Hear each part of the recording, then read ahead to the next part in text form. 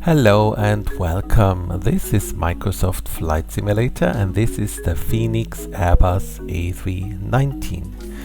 And we are back with our tutorial on how to set up the aircraft. In the first part we did the power up sequence, and in the second part we did the overhead panel. Now the overhead video was quite long, a lot longer than I expected. We ended up with a 45-minute long video just talking about the overhead panel.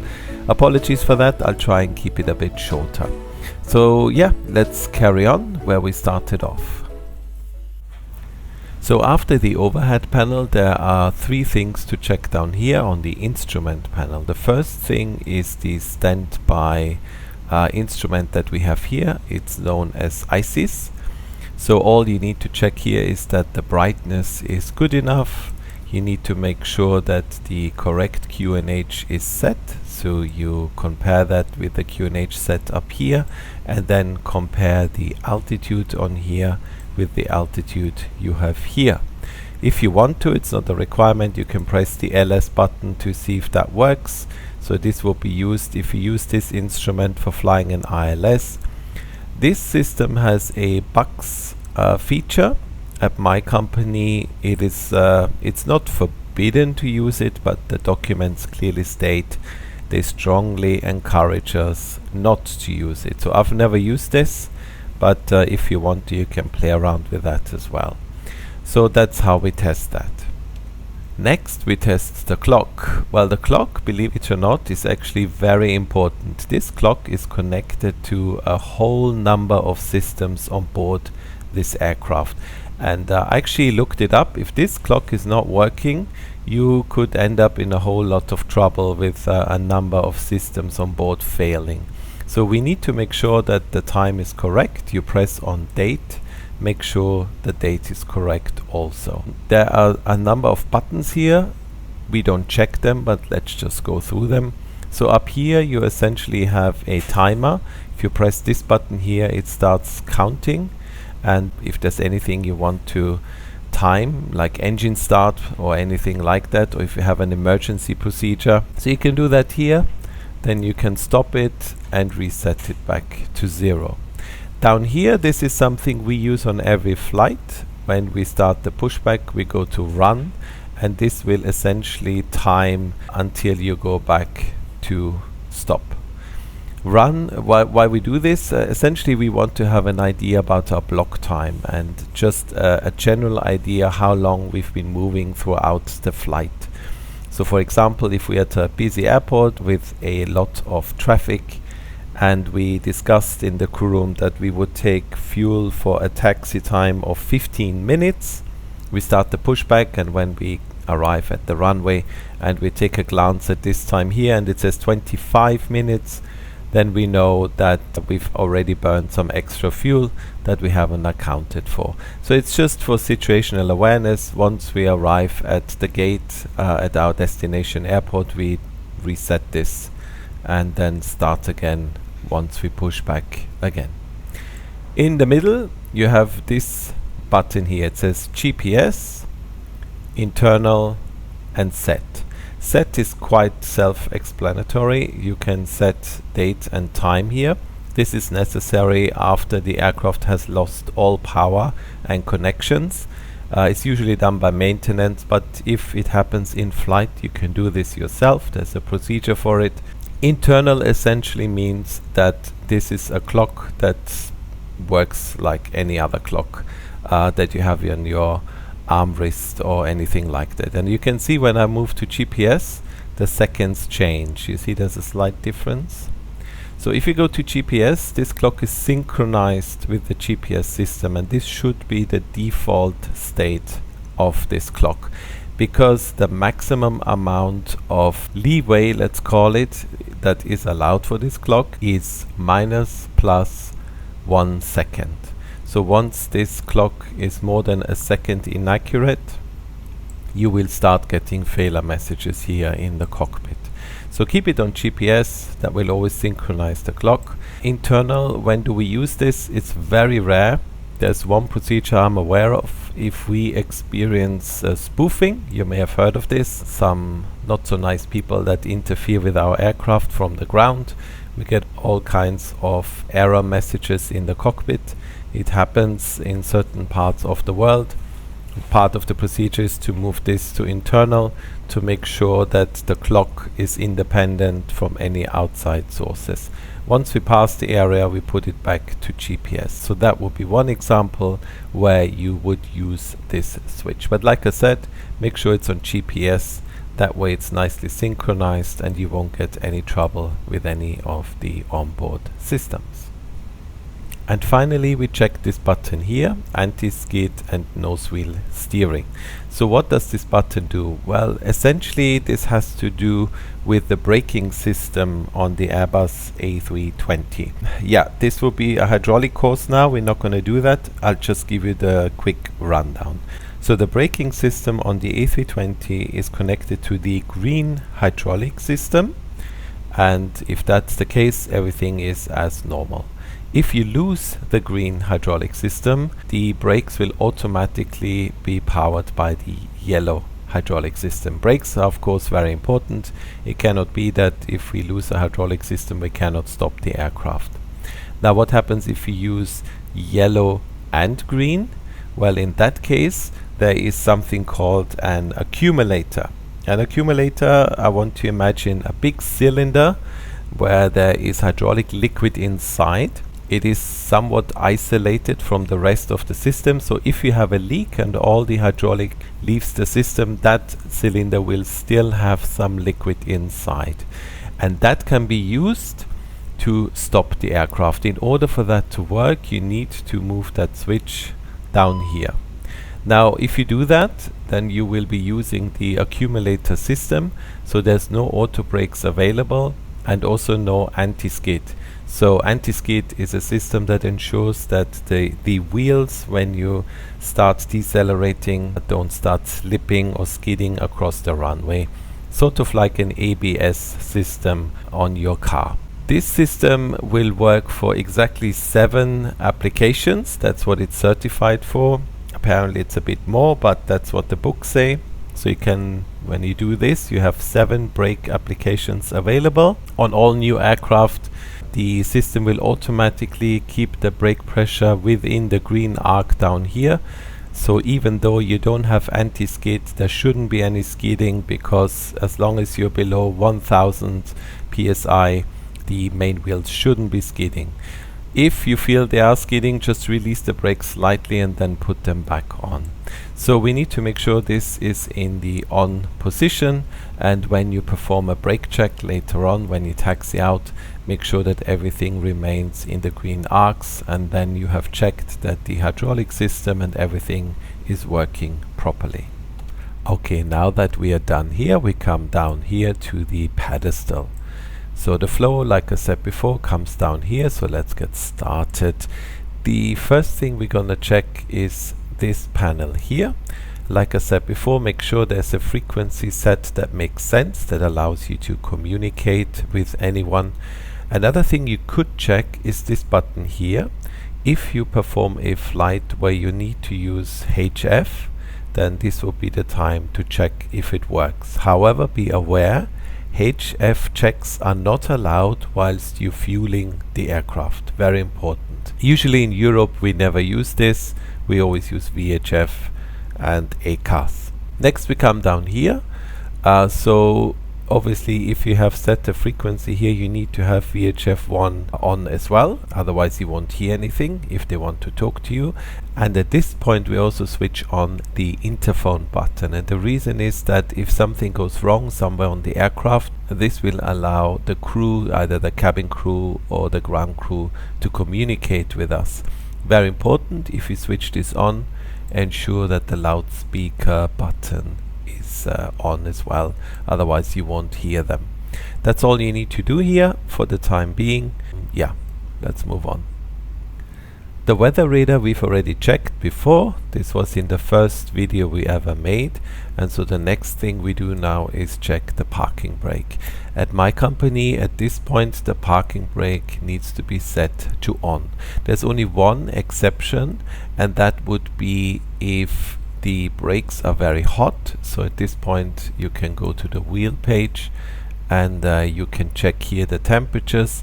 If they're very hot, you perform the check we'll be doing now and then actually set them back to off.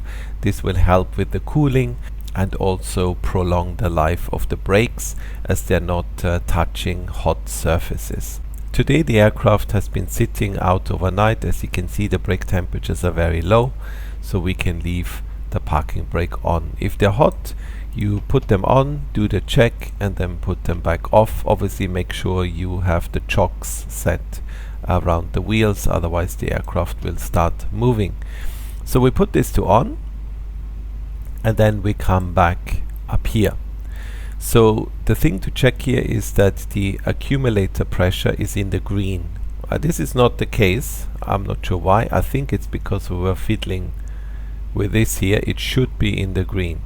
If it isn't, there is actually a procedure. Let's see if this works. So before you do anything with hydraulics, please inform the ground crew, because we are now gonna pressurize the hydraulic system, and if you do anything like that, a lot of surfaces outside the aircraft will start moving, and we want to make sure we don't injure anyone that is on the ground. So you would now inform the ground staff that you are pressurizing the system.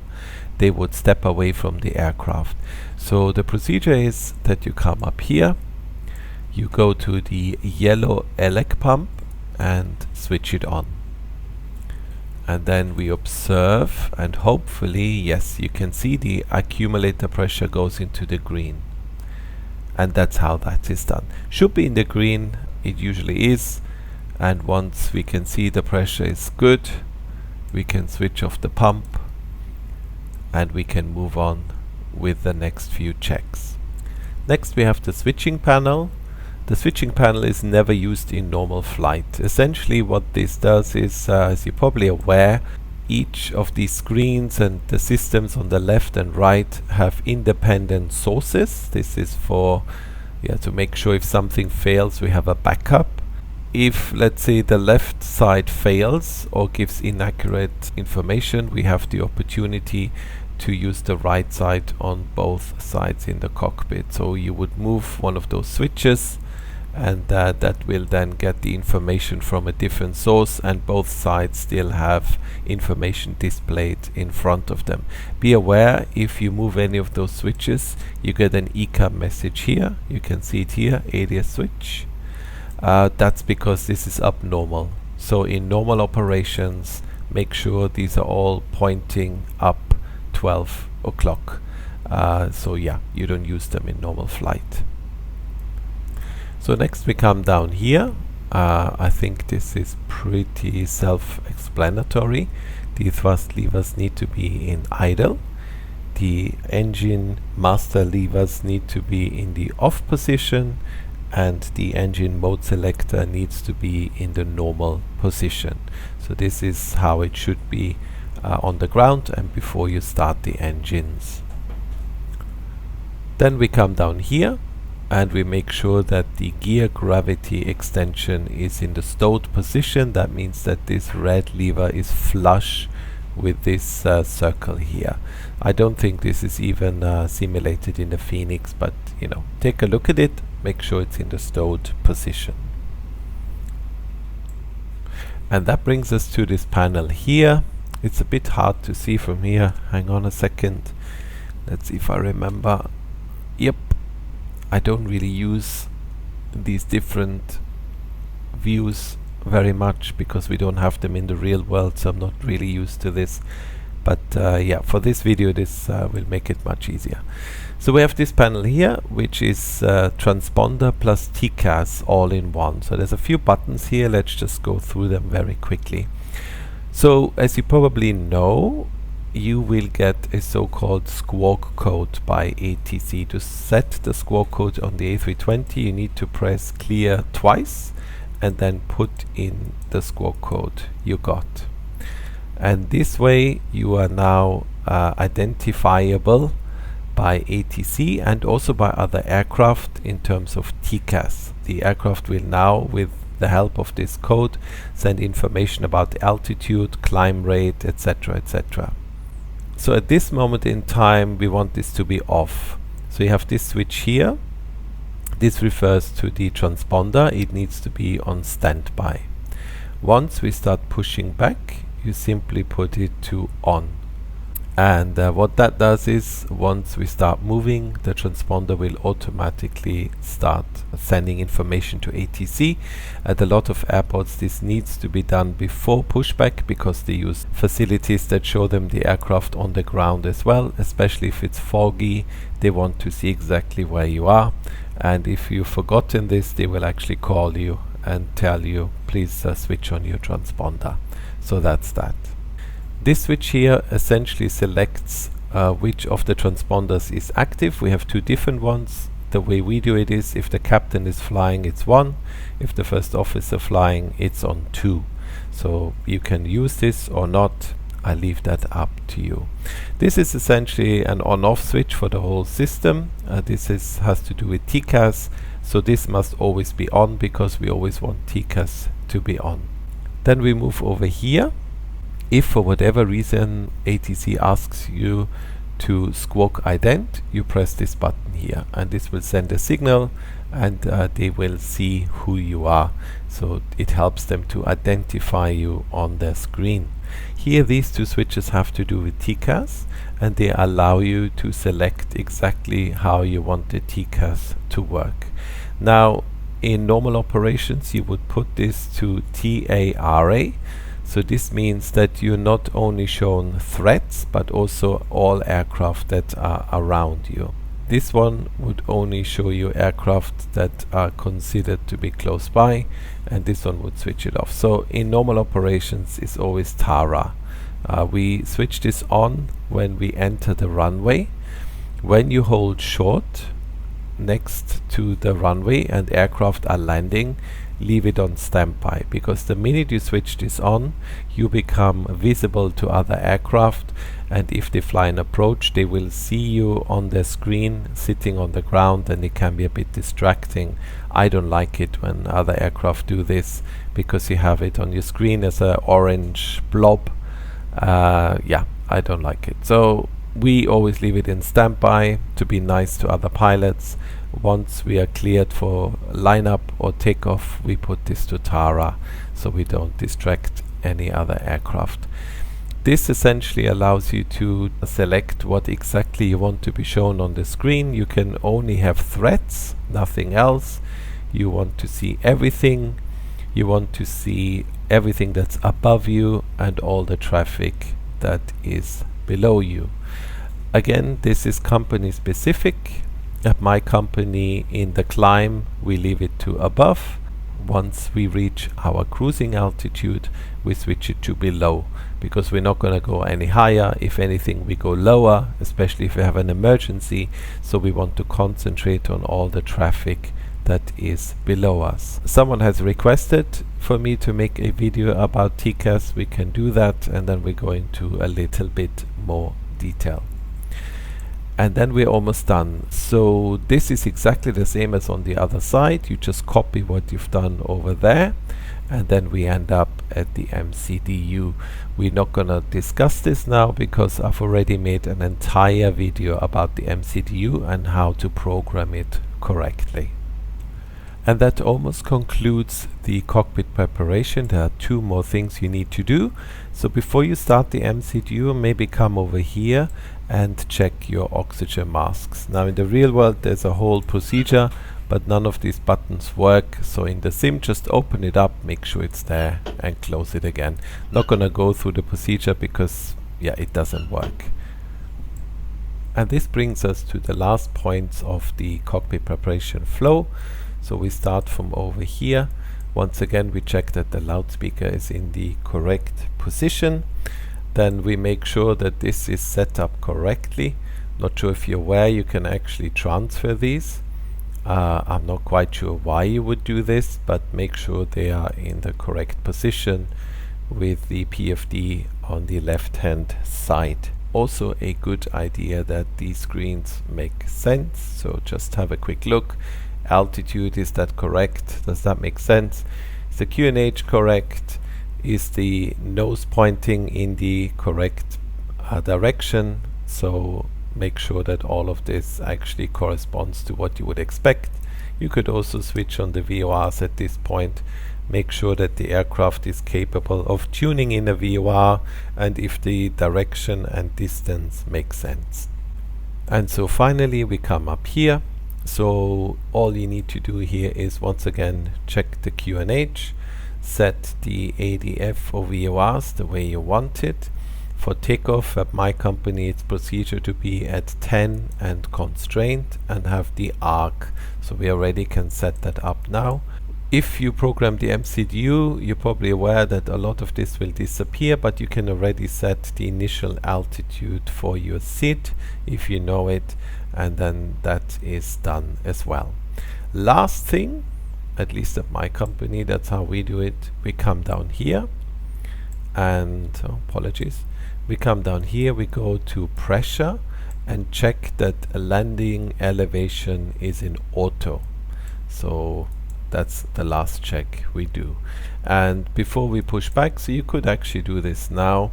You come to your MCDU, you go to data, position monitor, make sure that nav is in green and at 0, so that all three IRSs are now aligned and that they all correspond with one another. So this gives you the discrepancy between the three of them, and as you can see they're on 0, and that's exactly the way it should be because we haven't moved yet, so there shouldn't be any discrepancy. And then we are finally done, and you can move on to the MCDU, which again we've done in a separate video. And that is the cockpit preparation completed. This video a bit shorter than the previous one, which I think is good. The other one was way too long. And yeah, I hope this was what you had in mind when you asked me to go through the cockpit preparation in more detail. Okay, and this brings us to the end of this short video series. So we've now made, I believe, altogether 3 videos about the setup of the A320 series. I believe altogether they are, I don't know, 2 hours long. And as you can see, we're still sitting on the ground. We haven't even started the engines yet. So not sure if you want me to continue with this series, to carry on with engine start, taxing out, takeoff, I don't know. Let me know if you do. For now, I'll leave it here, and I would like to say thank you very much for watching. I hope you found it interesting, and as always, I look forward to seeing you in the next one. Until then, all the best. Bye bye.